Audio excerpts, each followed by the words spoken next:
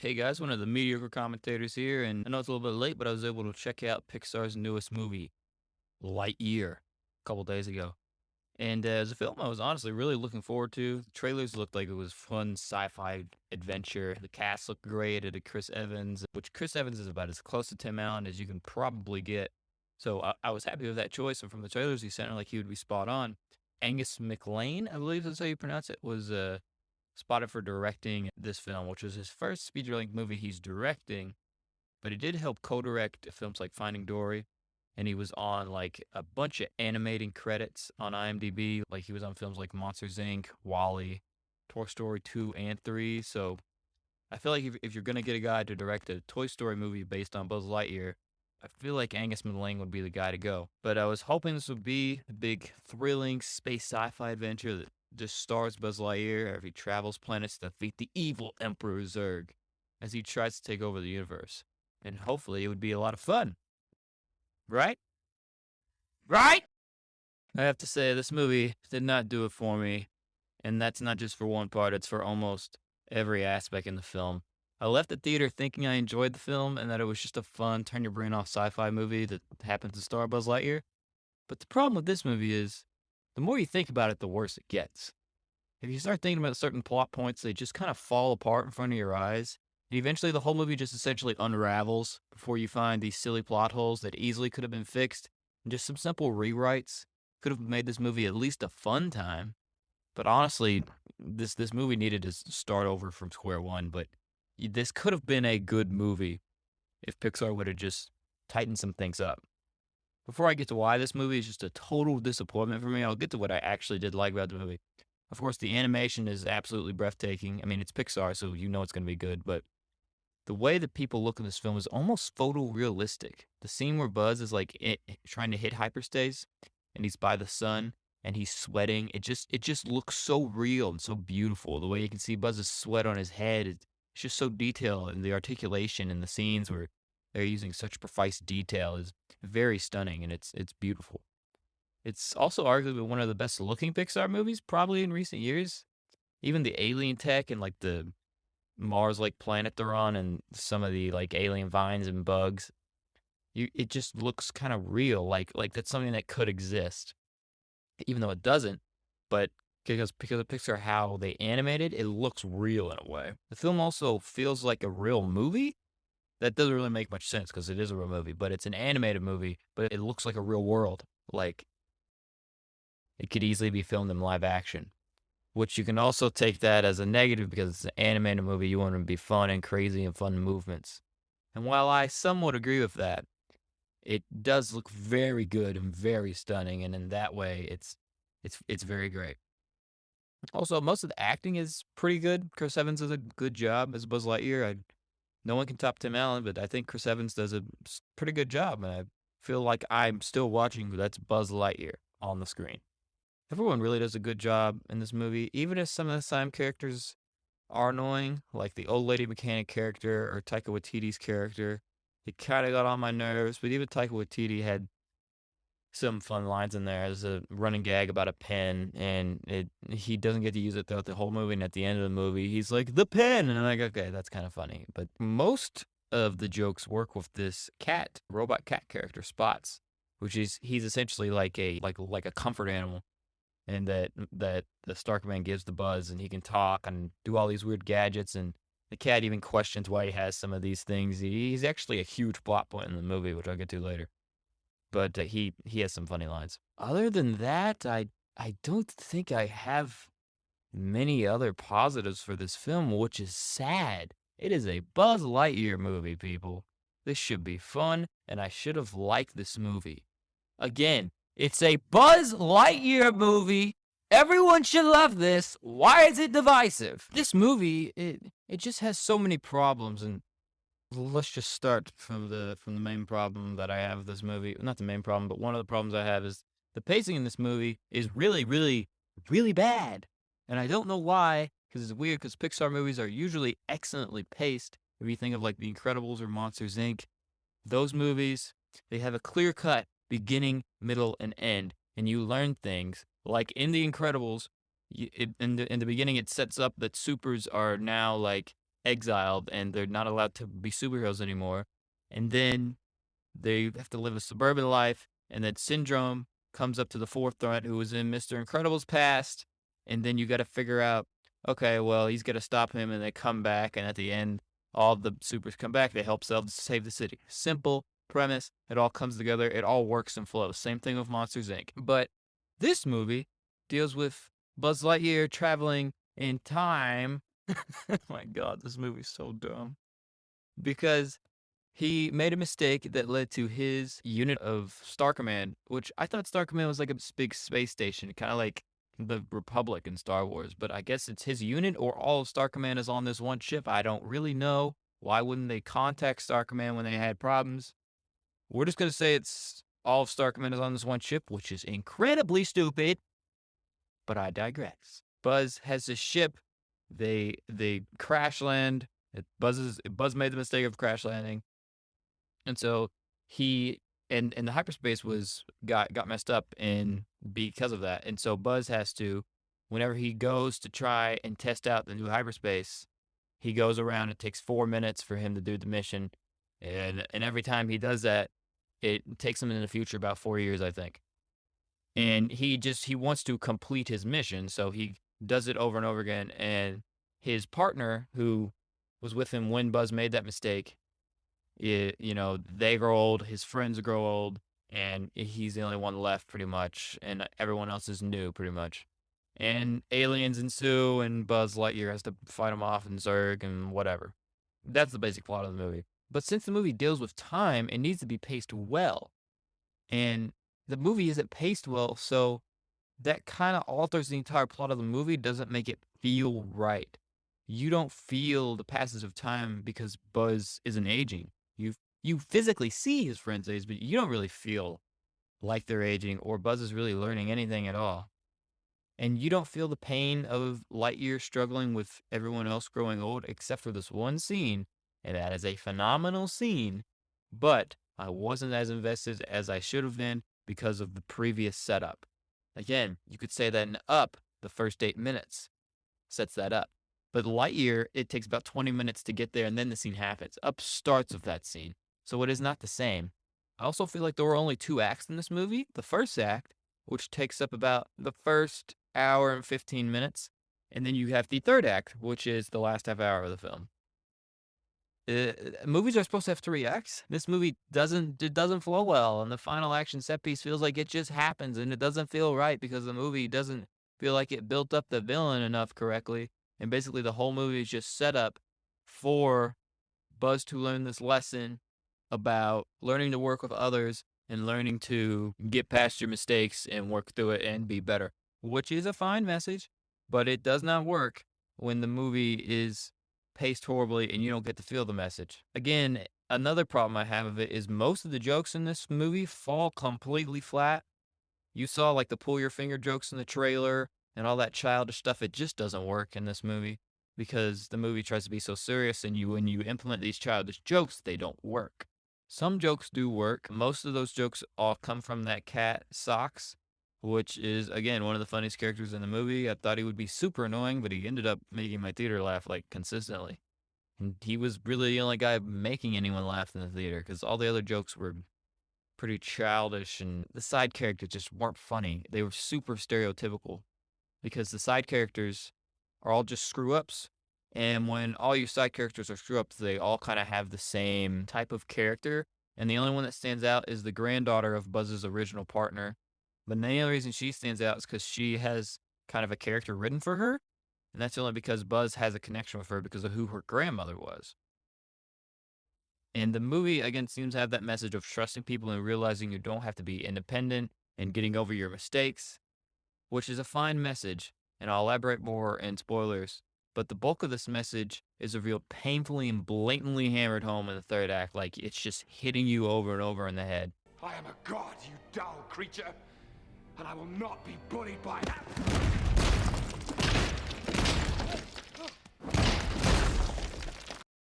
It's such a bland message to put forth, and I don't have a problem with a bland message if the movie is going to be a fun sci-fi action Saturday morning cartoon.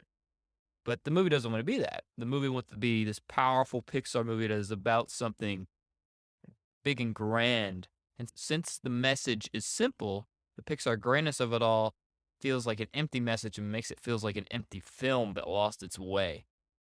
If the movie was simple and had a simple message, it works. If the movie's grand and it has a grand message, it works. If it's a grand movie and has a simple message, it just doesn't work for me. I also grew up watching the Buzz Lightyear of Star Command straight to VHS/DVD movie, which was a literal fun, action-packed sci-fi action adventure Saturday morning cartoon that starred Buzz Lightyear. That was essentially a hour and 20-minute long pilot for the Buzz Lightyear Star Command show, which ran about 4 or 5 years. Which is a great show if you have not checked it out. It's fun. And it has Buzz. He fights the evil Emperor Zurg. Tim Allen's still playing Buzz Lightyear at this point, and then I think Patrick Warburton played him in the TV show, but Tim Allen did in the film. That movie focuses more on having fun with its pure evil Emperor Zurg, and Lightyear fails on every level possible in competing with that film, which is insane how a film that costs probably a third as much is much better, in my opinion, than the $200 million counterpart. And the sad thing is, Lightyear, it seems like it's not going to make a lot of money. I think it came in third in the box office behind Top Gun and Jurassic World Dominion.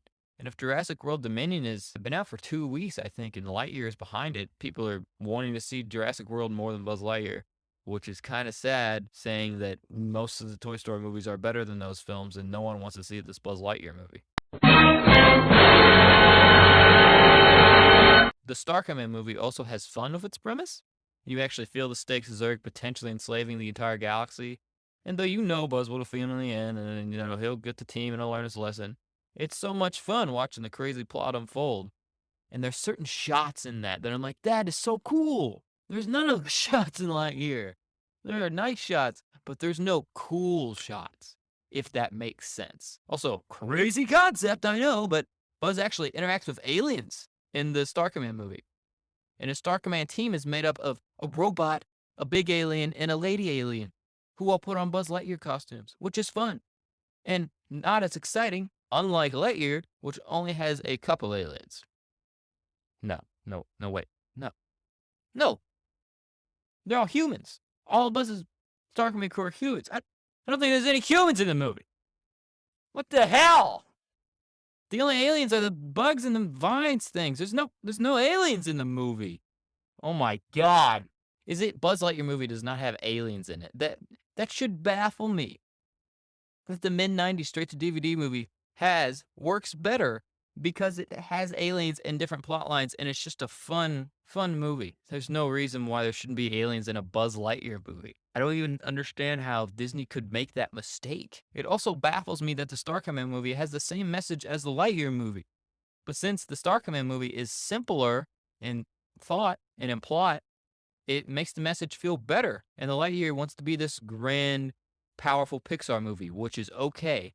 But you have to have a grandness plot and a serious plot without these childish jokes to make that grand message feel good. It just doesn't make a lot of sense. Lightyear fails to understand Buzz Lightyear. And when your main character isn't understood in a film that is titled Your Main Character's Last Name, your film is probably flawed. Speaking of fatal flaws in this film, let's talk about evil Emperor. He's not even an evil Emperor. Let's talk about Zurg in this movie. I'm going to go into spoilers for this part of the video, so skip to this time code below and avoid spoilers and see my final score. Okay, 3, 2, 1, spoilers. Zurg in this movie is a travesty, and I hate everything about his character, and his motivations make no damn sense. Let me elaborate. So I love a good old-fashioned evil Emperor Zurg who just wants to enslave the galaxy just because he's evil. I mean, why not? Like an Emperor Palpatine character, almost. Zurg isn't actually Zurg.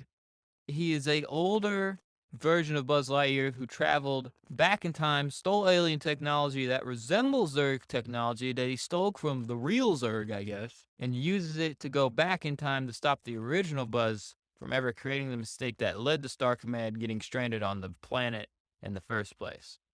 There are many flaws and problems with this plan, if you can even call it that. Let's get into it. So, did old Buzz just expect to revert to his youth and take young Buzz's place? Or was he just going to be at peace and with his undoing his single greatest mistake? Also, did older Buzz just plan to off himself when the mission was completed? But when older Buzz was younger Buzz, he didn't have an older Buzz attacking him trying to find him with the Zerg tech, so his current reality would be altered because of what he did. Also, he tried to kill younger Buzz in the film, so if he successfully killed his younger self, then wouldn't he die? And if he killed himself from completing his mission? Because if he killed himself, then older Buzz wouldn't be able to complete the mission that he was doing. But also, older Buzz said he went centuries in the future and eventually found the Zerg technology and went as far back as he could to find young Buzz so he could fix his mistake. But the Buzz that we follow in the film didn't do that. So is this an alternate reality or a different multiverse Lightyear? Or are we supposed to believe that there are two separate Buzzes in the same timeline? Holy shit, I just got a headache from talking about that. And I know time travel can tear apart movies galore, but if you think about them too much, but really, does the Buzz Lightyear movie from Pixar need to involve a time travel plot with an older Buzz Lightyear who tries to stop a younger Buzz Lightyear from undoing the galaxy? It makes no sense for Zurg to be a different version of Buzz Lightyear because it's Buzz. You feel no tension whatsoever in the whole final act of the movie because you know Buzz will get out safe and defeat the alternate timeline Buzz. But why does Buzz Lightyear need to fight himself when he's actual Zurg? Just make Zurg. You don't have to make some weird alternate reality Buzz Lightyear. Just have Buzz Lightyear fight evil Emperor Zurg. He's not an emperor. He's an old man in a spaceship who has a suit that resembles Zurg tech. Oh God, that's just confusing. When Buzz is fighting Zurg and saying, "Not today, Zurg," you don't feel anything because of the plot twist. And if Disney is trying to get you to feel something because of nostalgia, the nostalgia is entirely removed from the film because Zurg isn't evil Emperor Zurg. He's just an old man. He's just called that because that's what the technology is calling him. That is so lame and not what anyone expected in this film, which I guess you could say Pixar subverted my expectations, but they subverted my expectations in all the wrong ways. Zurg should be an evil emperor and not just a lame alternate reality time travel older Buzz Lightyear. It just doesn't make sense. I want an all-out space battle between good and evil with lasers and big guns between Zurg's army and the whole fleet of Star Command. I need a curse you Buzz Lightyear coming from Zurg as he runs away while Lightyear destroys his evil plans. Curse you, Buzz Lightyear! It's so simple in execution, but the movie Lightyear fumbles it so massively hard that it's almost impossible to believe. You know, old Buzz, I just came to an epiphany. I'm pretty sure Pixar just took the character model from the villain from Up and inserted it into this Lightyear movie because that's all he is. Cranky old man who wants to fix his mistake.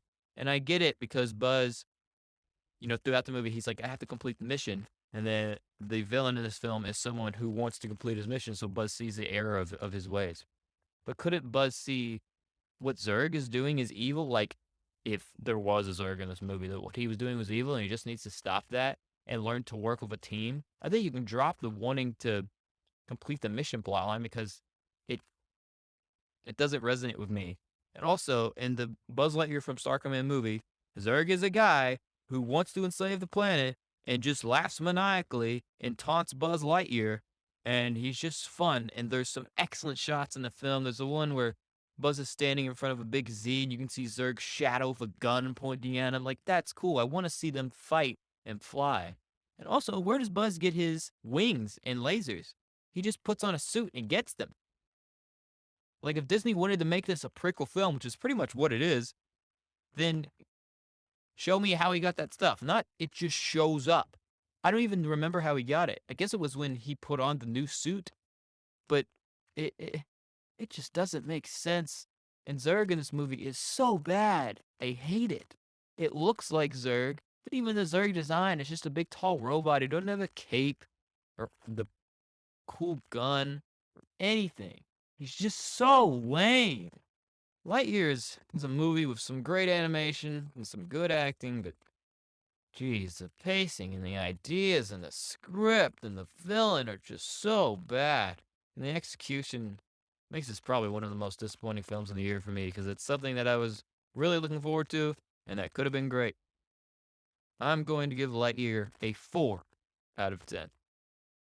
Let me know what you guys thought of Lightyear, if I'm being too harsh or if the movie is even worse than I say.